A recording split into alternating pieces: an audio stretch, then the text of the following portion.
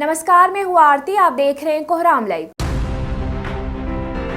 ताउम्र मुफ्त में दारू पिलाने के ऑफर पर शांति देवी का कत्ल कर दिया गया था। इस काम को इम्तियाज अंसारी, शहजाद पावरिया उर्फ अंसारी और कन्हई कुमार उर्फ मेसर साव ने मिलकर 22 जुलाई 2021 को अंजाम दिया था। इन तीनों को मुफ्त में दारू पिलाने का ऑफर अजय राम और उसकी सरहज यानी साले की बीबी बैजंती देवी ने दिया था।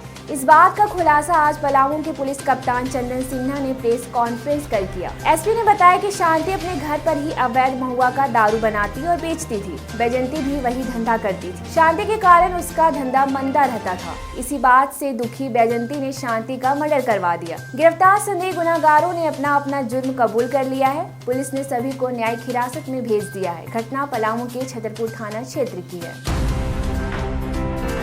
दो सगे भाइयों की डोभा में डूबने से मौत हो गई। मरने वालों के श्रीनाथ कार्तिक उरांव के 10 साल के बेटे श्रीनाथ और 8 साल के श्रीकांत के तौर पर की गई। जानकारी के अनुसार दोनों सगे भाई नहाने के लिए डोभा में गए हुए थे। काफी देर तक घर नहीं पहुंचे तो घर वालों को चिंता हुई। घर वाले जब डोभा पहुंचे, दोनों बच्चों को खोजकर डोभा से निकालकर अस्पताल ले जाया गया, जहाँ डॉक्टरों ने दोनों को मृत घोषित कर दिया। दोनों बच्चों की मौत की फैली खबर के बाद उनके घर में कोहराम मच गया। वहीं गाँव में मातम छा गया। मिली सूचना पर पुलिस मौके पर पहुंची और दोनों बच्चों की लाशों को कब्जे में कर पोस्टमार्टम के लिए भेज दिया। घटना लोहरदगा के भंडरा थाना क्षेत्र की है। पुलिस आगे की कार्रवाई में जुट गई है।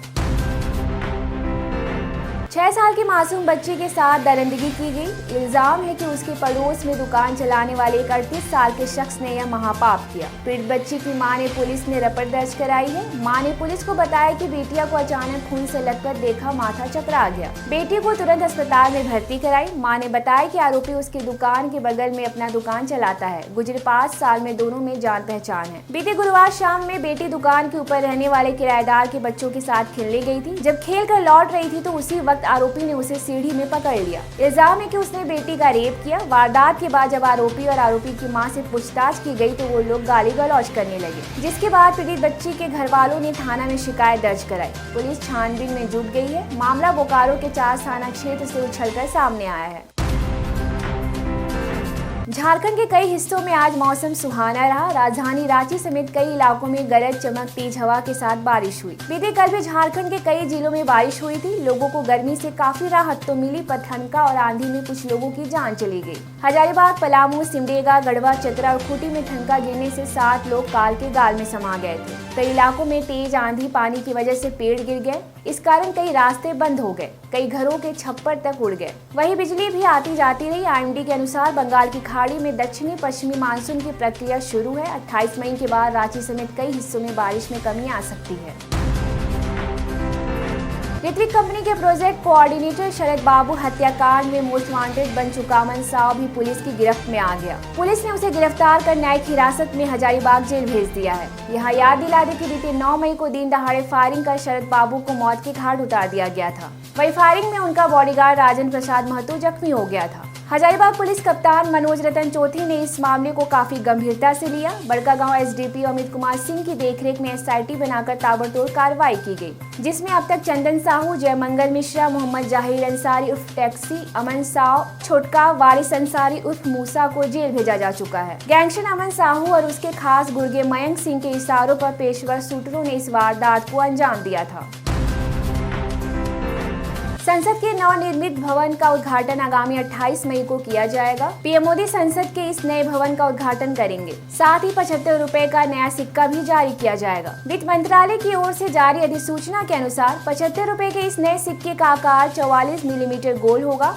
इसका वजन 35 ग्राम होगा। सिक्के के अगले भाग पर बीच में अशोक स्तंभ का सिंह, शीर्ष और उसके नीचे सत्यमेव जयते लिखा होगा। उसकी बाईं ओर भारत और दाईं ओर इंडिया लिखा होगा। सिक्के के पृष्ठ भाग में संसद भवन का चित्र होगा। सिक्के के ऊपरी हिस्से में संसद संकुल और नीचे पार्लियामेंट कॉम्प्लेक्स लिखा होगा। संसद संकुल के चित्र के नीचे वर्ष 2023 लिखा होगा।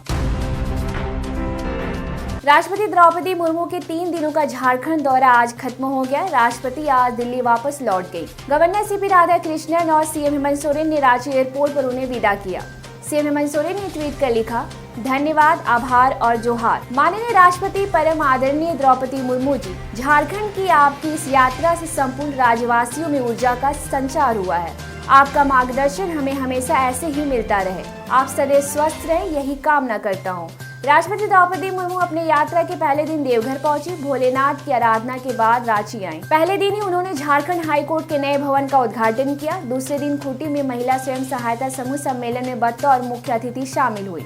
इसके बाद रांची के IIIT में दीक्षांत समारोह में शिरकत की। ऐसे दिन भर की बड़ी खबरों के लिए जुड़े रहिए कोहरामलाइव.com के साथ।